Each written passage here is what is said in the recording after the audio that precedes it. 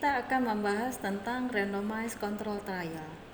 Apa itu yang dimaksud dengan desain eksperimen randomized control trial? Dalam bahasa Indonesia, kita mengenalnya dengan kata lain uji acak terkontrol. Desain ini merupakan salah satu jenis uji eksperimen, di mana jenis uji eksperimen ini termasuk pada jenis eksperimen murni yang kita masukkan kepada true eksperimen, dan eksperimen ini merupakan kategori eksperimen tertinggi di dalam suatu desain eksperimen. Desain ini adalah merupakan desain uji eksperimen yang memberikan perlakuan pada subjek penelitian. Kemudian efek perlakuan tersebut kita ukur dan dianalisis. Dalam melakukan eksperimen ini, peneliti akan berupaya menelaah tentang hubungan sebab akibat antara variabel bebas dan terikatnya di dalam suatu periode waktu tertentu. Jadi akan kita amati. Nah, efek yang kita nilai di dalam suatu eksperimen ini bisa bermacam-macam jenisnya.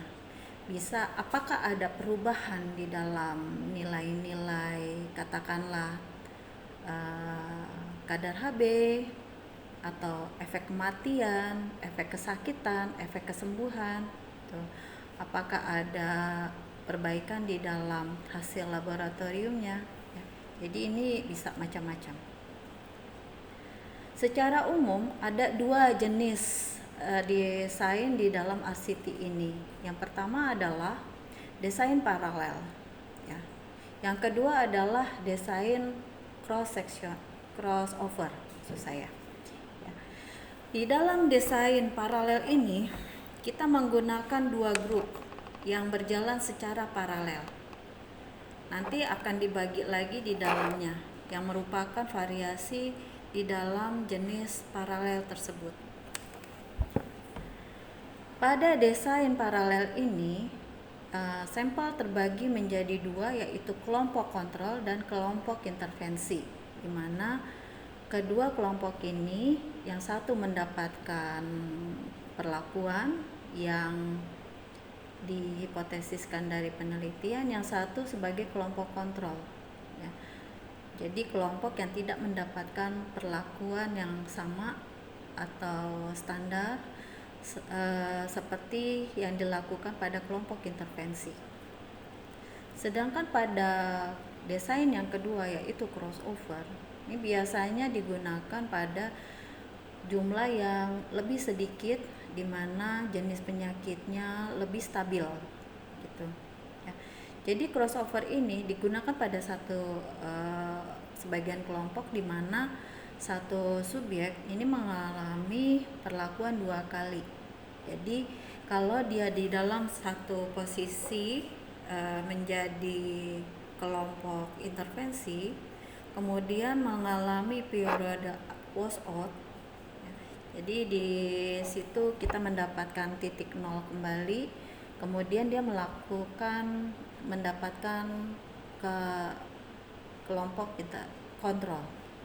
Demikian juga sebaliknya, apabila ada orang lain, ya, subjek yang lain di mana dia mendapatkan kontrol terlebih dahulu, kemudian dia mengalami washout, barulah dia menjadi kelompok intervensi.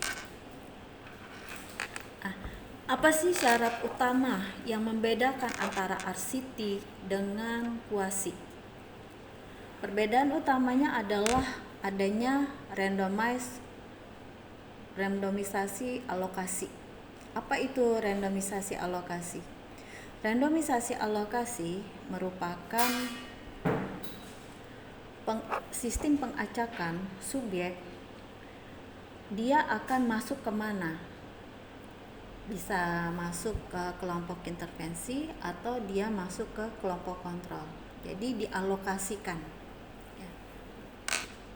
Kemudian baru kita lihat efeknya. Bagaimana cara kita melakukan randomisasi ini? Sama seperti yang lain, ya. Pertama adalah bisa kita melakukannya dengan cara simple randomization. Jadi randomisasi sederhana. Bisa kita melemparkan koin, bisa kita melakukannya dengan kalkulator, bisa dengan melakukannya dengan sistem aplikasi di komputer, ya. Bisa juga dengan tabel acak. Jadi kalau tabel acak itu kita lempar pena di atas tabel acak, kemudian kita tentukan titik, nanti kita tarik baris ke atas dan atau ke bawah, ya. Yang kedua yang paling sering digunakan adalah randomisasi block randomization. Jadi pengelompokan itu kita kelompokkan ke dalam blok-blok, ya. Kemudian kita bagi, ada peraturannya begitu, ya. Jadi kita tentukan terlebih dahulu isi satu blok itu berapa, ya. Diharapkan tidak 2 saja gitu, karena akan gampang menduganya. Biasanya kita memilih dalam satu blok itu bisa 3 atau 4. Jadi bisa saja pada blok yang pertama AA, BB, kemudian blok yang kedua AB, AB, blok yang ketiga BB, AB gitu. Jadi sampai seterusnya pada mencapai sesuai dengan jumlah sampel yang kita butuhkan. Nah, ini paling sering kita gunakan kenapa? Agar tiap kelompok itu memiliki jumlah yang sama, seperti itu. Yang ketiga adalah melakukan randomisasi stratifikasi, yaitu randomisasi yang dilakukan pada masing-masing strata. Nah, ini biasanya kita lakukan pada populasi yang terbagi menjadi ke dalam stratum. Kita alokasikan terlebih dahulu berapa jumlah yang kita inginkan di dalam masing-masing stratum tersebut, kemudian baru kita lakukan randomisasi. Idealnya ketika kita melakukan RCT, selain melakukan kewajiban adanya randomisasi alokasi, kita juga melakukan masking atau blinding. Di bahasa Indonesianya kita katakan sebagai uji ketersamaran. Apa itu uji ketersamaran? Ya, uji ketersamaran ini adalah agar pihak-pihak yang terlibat itu tidak mengetahui, gitu. Jadi tujuan akhirnya adalah mengurangi bias di dalam melakukan penelitian. Bias ini bisa terjadi dalam 3 pihak, yaitu dari pihak peneliti, dari pihak subjek, dan dari pihak evaluator atau penilai, gitu. Penilai dari hasil penelitian, gitu ya. Nah, biasanya pada kelompok kontrol biasa juga kita menggunakan apa yang dinamakan dengan placebo, ya. Placebo itu adalah kalau misalnya obat, dia tampangnya tuh sama, bentuknya sama, warnanya sama, kemudian rasanya juga sama, hanya saja dia tidak memiliki efek, begitu, ya. Jadi placebo ini kita gunakan apabila pertama, bila tidak ada pengobatan untuk penyakit yang diteliti. Yang kedua, jadi belum ada standarnya, jadi kita bisa menggunakan placebo.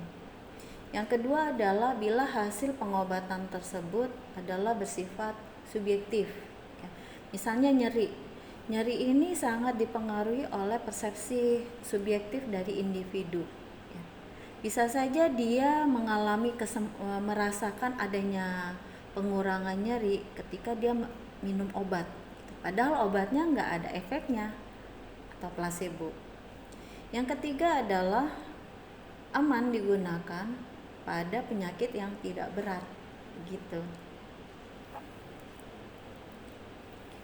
Nah, di dalam uji ketersamaran ini ada 4 tingkatan. Yang pertama adalah open trial. Open trial ini semua pihak yang terlibat, baik subjek, peneliti maupun evaluator, itu mengetahui apa yang dilakukan, apa yang dinilai. Biasanya yang dinilai ini adalah sesuatu hal yang bersifat terbuka gitu ya. Jadi semuanya pihak mengetahui dan ini tidak bisa dihindarkan misalnya. Kemudian ada lagi yang namanya single mask atau single blind. Jadi salah satu pihak itu tidak mengetahui. Biasanya yang tidak mengetahui itu bisa saja subjek. Subjek nggak tahu dia tuh dapat obat apa, ya. Apakah dia dapat obat intervensi atau dia mendapatkan obat placebo. Umum juga digunakan untuk si peneliti itu sendiri. Kenapa single mask ini diutamakan pada si peneliti, ya, tim peneliti, supaya untuk menghindari adanya bias bahwa kalau kelompok intervensi ini kita tahu, kita cenderung untuk lebih memperhatikan, mengukur secara teliti, ya.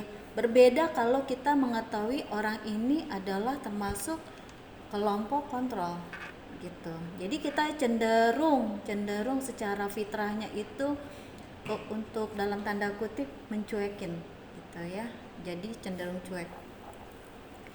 Yang kedua ada double mask atau double blind. Ya. Jadi di sini ada dua pihak yang tidak mengetahui apakah dia termasuk pada kelompok kontrol atau kelompok intervensi. Biasanya ini yang dipilih adalah subjek dan si peneliti, begitu. Yang terakhir adalah triple mask atau triple blinding. Jadi di semua pihak yang terlibat di dalam penelitian tersebut tidak mengetahui apakah orang yang dinilai ini menjadi kelompok kontrol atau kelompok intervensi. Nah, kenapa kita menggunakan uji klinis ya? Uji klinis ini memiliki keunggulan-keunggulan dan kelemahan tersendiri. Yang pertama adalah uji klinis ini sangat efektif untuk faktor risiko yang jarang. Yang kedua, bias informasi itu minimal. Ya, kenapa? Karena kita ukur pasti. Jadi kejadian tepatnya akan bisa kita ketahui. Kemudian pada jenis desain eksperimen ini, bukti paling kuat terjadinya hubungan sebab akibat ini akan terlihat sekali pada uji klinis. Sebab terjadi lebih dahulu daripada akibat, begitu. Kemudian validitas internal sangat lebih kuat karena adanya perlakuan dari peneliti, ya. Kemudian juga dapat mengamati insidensi dari satu faktor risiko dengan pasti. Namun uji klinis ini juga memiliki kelemahan, yaitu misalnya dia tidak efektif untuk efek yang jarang. Kedua, rentan mengalami dropout, apalagi kalau jangka waktu penelitiannya itu lama, sehingga membosankan untuk si subjek maupun si peneliti. Jadi dia juga potensial mengalami selection bias, di mana orang yang katakanlah lebih bagus cenderung masuk pada kelompok intervensi, gitu ya. Jadi kita harus hati-hati ketika kita melakukan randomisasi alokasi. Kemudian yang ketiga adalah masalah etika. Masalah etika ini sangat besar pada desain eksperimen, di mana pada desain eksperimen ini kita dengan sengaja memberikan perlakuan. Kita harus menuruti dengan aturan yang telah ditetapkan, yaitu salah satunya tidak boleh memberikan perlakuan yang diperkirakan akan merugikan subjek penelitian. Kemudian validitas eksternal itu lemah. Kenapa? karena kita cenderung melakukan pengontrolan sehingga validitas terhadap generalisasi hasil penelitian itu menjadi berkurang karena proses generalisasinya hanya berlaku pada sesuai dengan kriteria inklusi yang ditetapkan oleh penelitian gitu. Dan yang terakhir ini yang paling besar efeknya ya, cenderung tidak dilakukan. Kenapa? Karena memerlukan biaya, waktu, dan sumber daya yang lebih besar gitu. Ya, itu saja yang bisa kita berikan hari ini. Saya berharap pada pertemuan hari ini mendapatkan manfaat. Nanti kita akan lanjutkan pada diskusi di kelas dalam pembahasan lebih lanjut. Terima kasih saya ucapkan. Kita akan bertemu kembali pada topik selanjutnya pada mata ajar ini. Assalamualaikum warahmatullahi wabarakatuh.